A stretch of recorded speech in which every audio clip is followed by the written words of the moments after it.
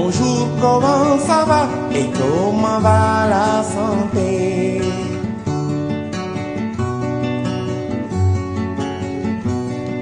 Bonjour, comment ça va et comment va la santé? Je m'appelle Moussa Sedi, je suis professeur de maladies infectieuses et tropicales, chef du service des maladies infectieuses de l'hôpital FAD et coordonnateur du centre régional de recherche clinique et de formation à FAD. Est-ce qu'on peut revenir sur les messages clairs de Durban, notamment sur la nouvelle élection qui a été quand même des nouvelles découvertes un peu par rapport au traitement contre le VIH? Oui, il y a des antirétroviraux qu'on peut utiliser par voie injectable.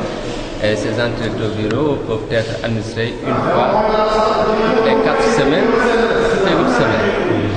Cela permet chez certains patients qui ont déjà un bon contrôle de la charge virale d'avoir un traitement allégé. Après avoir été bien traité et après avoir eu un succès thérapeutique avec les 3 médicaments, les traitements antirétroviraux par voie orale, on peut essayer de continuer le traitement par voie injectable. Mais ces produits ne sont pas encore disponibles en Afrique au sud du Sahara. C'est des produits qui ont été testés dans la recherche et l'efficacité est connue, elle est indéniable. Et les patients même, au cours de l'étude, ont montré leur préférence à prendre ces injections mensuelles ou une fois tous les 2 mois, plutôt que de prendre des comprimés tous les jours. Donc c'est une méthode qui fait son chemin. Qu'est-ce qui nous empêche d'en avoir actuellement dans le pays? Oui, les médicaments suivent leur processus. Il faut qu'il y ait une autorisation de mise sur le marché pour qu'on puisse l'utiliser. Même en Europe, ce n'est pas disponible partout. Et ça va prendre du temps. Et ensuite, il faut que le coût soit accessible. Pour l'instant, on n'a pas une idée de combien ça va coûter. Et à l'heure actuelle, on a d'autres priorités à régler. Donc, ce sont des éléments importants, mais il faut qu'on puisse savoir en fonction de notre contexte quels sont les éléments prioritaires à prendre en considération et les éléments pour lesquels il faut attendre un peu plus.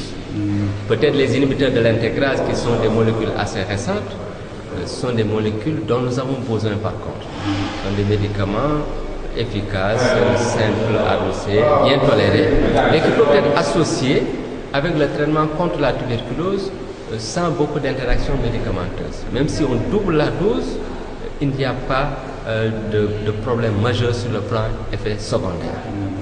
Nous serions plus à l'aise, nos praticiens, pour les cas de tuberculose pour lesquels il y a un antirétroviral qui ne peut pas être administré avec les médicaments antituberculeux, de substituer ce traitement, cette molécule antirétrovirale par ces inhibiteurs de l'intégrase. Est-ce que cela ne remet pas en cause un peu les ARV donc? Non, ce sont des ARV aussi. Ce sont des ARV. Les antirétroviraux, il y a plusieurs classes compte tenu du site au niveau duquel ils agissent. Les antiviraux injectables sont des antiviraux, comme on le dit, à longue durée d'action, mais ce sont tous des antiviraux. C'est le cabotegravir et la ribavirin pour l'instant qu'on peut utiliser comme traitement contre l'infection à VIH en traitement de maintenance, c'est-à-dire chez les patients qui sont déjà un succès virologique, on peut leur administrer. En termes de temps, on peut rêver les avoir dans combien d'années? 5 ans, 10 ans? Il m'est impossible en tant que chercheur et médecin de le dire, ça c'est aux politiques. Il faut peut-être poser la question parce que ça nécessite des moyens financiers, ça nécessite une politique, tout ce qui touche au financement, à l'environnement qui nous permet d'exercer notre métier et surtout du ressort des politiques. Est-ce qu'il y a des pays qui l'utilisent aujourd'hui au plan mondial? Oui, c'est utilisé, mais pour l'instant dans le cadre des projets de recherche et les résultats marchent très bien.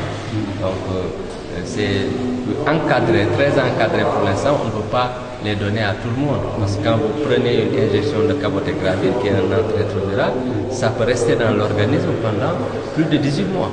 À des doses qui ne peuvent pas supprimer le virus, mais qui favorisent la sélection de virus résistants.